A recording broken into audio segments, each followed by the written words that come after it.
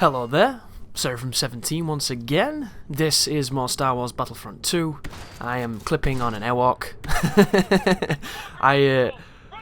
Yeah, that can happen sometimes. Always a fun experience on Endor. We're playing Galactic Assault. I'm playing as the Assault, which, depending on the order of the videos that you're going to see, I don't know what order I'm going to be uploading them in because they go kind of randomly, but this was one of the first few times I'd played it on this map with the new assault gun, which is the EL-16, a gun that I had immense displeasure unlocking its mods for, and over time it's taught me how to aim on this game a lot better than I was doing before, and it's something which is important to both video games and to Star Wars Battlefront 2, and that is learning curves. And you might be thinking, Chris, this is a very casual game, how can you say this game has a learning curve? Well, it does. Surprisingly enough, it does. As crazy and as cheesy and as overpowered as you can be in this game, the aiming has a learning curve to it. You'll notice we joined this game kind of late as well. They'd already done the first push, we're moving forward, we don't really understand the flow of traffic, the flow of what the enemy team is doing. I'm shooting my own officer in the back because he stood in front of me because he's a great player, I love him very much. Taking out a speeder bike, trying to take out some stormtroopers, getting a couple of quick kills here. But the guns in this game are Projectile, which if you don't know the difference or the distinction between Projectile and hitscan, hitscan means the moment you press the trigger, the bullet will impact on what you're pointing at. There's no travel time at all. Projectile means that it has travel time. The guns in this game all have travel time, which means you have to lead your shot, depending on the greater of the distance, and it can lead to a slightly higher skill ceiling when it comes to aiming, because it opens up the possibility of missing, especially on a moving target or on an evasive target. So it enables you as a player to both dodge bullets and to put bullets on a target more effectively if you're better at doing that.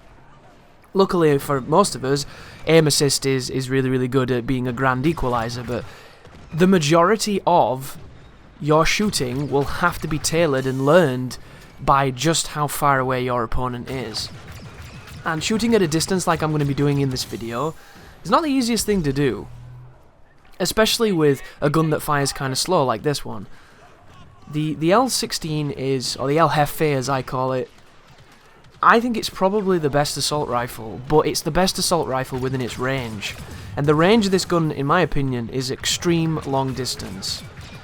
And up close it can be great, but I still feel like the A280 is better up close. Medium distance, unless you're getting headshots, I still think the A280 is better.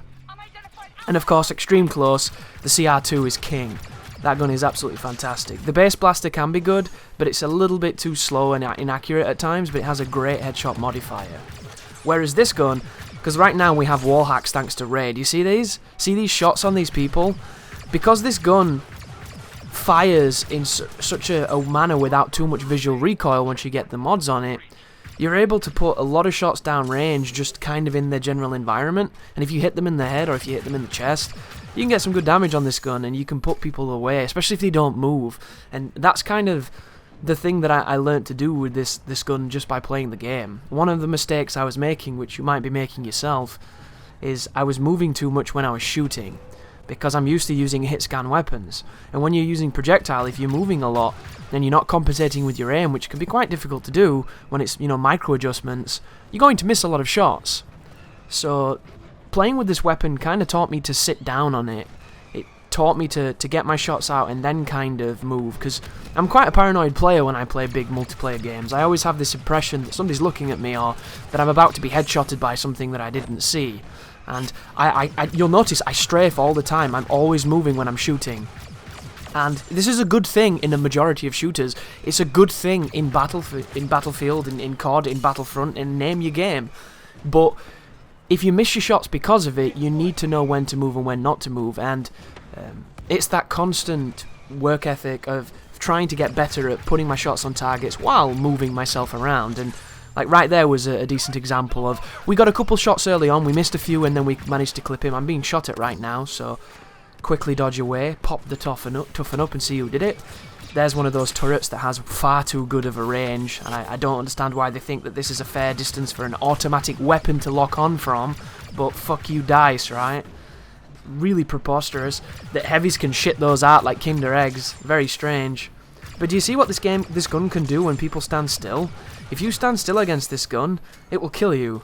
And some of the other guns, it's not really true.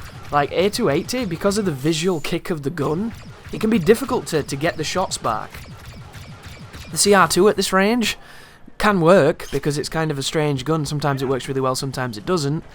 And then if you compare it to something like the heavy's weapon, you know, the FWB, or whatever it's called, and the TL50, those guns are guns that on occasion feel incredibly strong, and then on most occasions feel like they don't shoot where you point them. Like, I find the heavy's guns to be incredibly inconsistent, and it's frustrating. It really is. But I'm just kind of pushing forward, throwing my grenade when it respawns, checking everything out, seeing what's happening right now, playing my angles, playing my distances, and pushing through Endor. The second phase of this level is a kind of interesting one, I think. And it's interesting because it's arguably the slowest of the assaults, I think. It seems to take forever, this one. It's a really, really long... Oh, wow, speeder bike bang in front of me.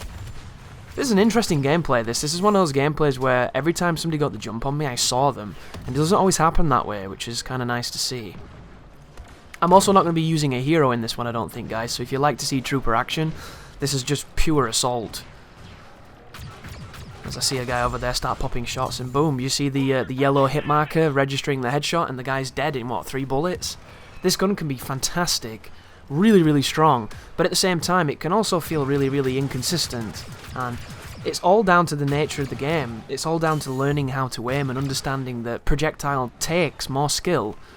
It can be frustrating, especially when you involve lag, and that's the problem that you might be having, is the fact that when you involve lag on Projectile, it makes it feel even more projectile-y. And normally I wouldn't really like to play games with Projectile in them, but this game does it right, I think, because they're fast enough for them to be satisfying, but they're slow enough for them to be dodgeable. But like, look at that, that guy stood still. I killed him in seconds because of this gun is incredibly powerful at doing that. And you can't do that with the A280, because the A280 doesn't fire fast enough. It's one of those things, like, if the A280 had the recoil of this gun, it makes me wonder how much better it would be. Because in medium to close, I love it. It's absolutely ridiculous. You can one-burst people if you hit them right and you get a headshot. But you can't do that with this gun up close. This gun takes a lot more skill to use. Whereas, if you're rocking the CR2, you can just shred everybody up to medium range, right? You can even do long range if you crouch, which is something that you might not be aware of and something I don't do a lot. For some reason, your accuracy is affected by crouching. And this happens in a lot of games, but it's one of those things that I don't really think suits this game too much, and doesn't make a lot of sense to me personally. But if you're shooting somebody over range and you're having trouble hitting them, crouch. By crouching, you will tighten and narrow your spread. As we see Bosk and we kill Bosk. That's a bad Bosk right there. How the fuck do you start taking shots and then eat a grenade? I don't know. Like, the grenade I can let off, because for some reason this game doesn't really communicate grenades very well to you all the time. There's times when I've been stood on a thermal detonator and I haven't been aware of it, which I think is a bad thing. There should be a very distinct noise and a very distinct HUD indicator saying, like, dude, you stood on a grenade, dickhead, move. But unless you're looking at the grenade and it's in front of you, it can be very tough to tell that you're near one. And they do have tells, it's just far too subtle in the chaos of this game. And they have a Palpatine, I don't know if you saw him just then. I'm hoping he's the same tier of the Bosk, so we can hopefully clip him up. But at the bottom of this second to last push of the level, there are definitive spawn areas on the right hand side of this base and on the left hand side of this base. So if you look down this corridor, you can shoot them as they come out of the spawn, which is incredibly bullshit, but fun to do, right? Always good to get some cheeky kills. As we go on a 21 kill streak, which is also pretty cool. 20,000 battle points right now. That's enough for a ton of characters, considering the most expensive is 8,000 and most of them are 6,000. We got a layer over there by a speeder bike. The speeder bike doesn't realise they nerfed the fucking roadkill bullshit from the vehicles. Because get this, guys, right? This is how you know that DICE never tested this game. On launch, on Battlefront 2, a hero that costs you 8,000 score, 8,000 battle points to buy, could be instantly run over and killed by a vehicle. They didn't have to shoot them. They could just step on them or run through them, and they would die immediately. There was no surviving it. You could be Darth Vader with like 900 life and you died instantly. What kind of balance is that? What kind of person doesn't realise that this vehicle moving at 2 miles per hour, barely even moving, can collide with you and instantly kill your hero? It doesn't make any sense to me. It kind of compounds my issue that I have with this game. Is just the fact that it seems like DICE have given up on it. It seems like they're not doing anything with the game. And I would love to say that it's because of the microtransaction stuff getting a massive backlash, but I'm always kind of erring on the side of EA being the nefarious party in that, and DICE are just kind of under their control. But they said they were going to be communicating with the community every 2 weeks and releasing patches, and it's been 3 weeks and we haven't heard anything. Like, what is that, by the way? Was that a bomb? Was that like some kind of proxy bomb? That's why I didn't go that way, because I saw it, I didn't understand what it was, and I didn't want to die, so I walked away. It looked like a thermal detonator or a detonite charge or something. Look at the team though, 9 people securing the final phase on Endor. I've noticed as well, I think there's only one entrance to the balcony from the attacking side, so if you're using Phasma, you can hold down the balcony and make sure nobody gets up there, because you can just put her turret in front of the door, and anybody who comes through the door gets shocked and you can kill them for free. But there you go, folks. 35 eliminations, 0 deaths, with a gun that I was really struggling to use. And it just goes to show, guys, that learning curves exist, but they exist for a reason, and when you come out the other side, you'll be much better with whatever it was that you were struggling with. So thank you for watching, and you take care now.